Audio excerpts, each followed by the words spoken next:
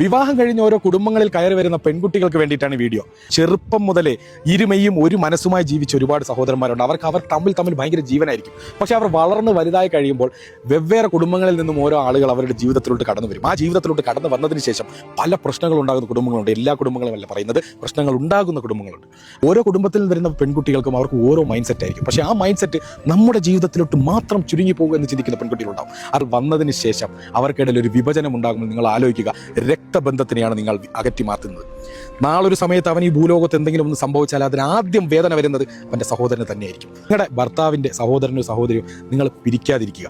അതുപോലെ ഈ ഭർത്താക്കന്മാരോടും പറയാനുള്ളത്, നിങ്ങൾ അവരെ റെസ്പെക്ട് ചെയ്താൽ മാത്രമേ അവർ നിങ്ങളെ റെസ്പെക്ട് ചെയ്യുന്നതിനോടൊപ്പം നിങ്ങളുടെ കുടുംബത്തിനെ റെസ്പെക്ട് ചെയ്യുള്ളൂ. തീർച്ചയായിട്ടും ഇത്തരം വിഷയങ്ങൾ നിങ്ങൾക്ക് ആർക്കെങ്കിലും അനുഭവങ്ങളുണ്ടെങ്കിൽ ഒന്ന് റീത്തിങ്ക് ചെയ്യുക.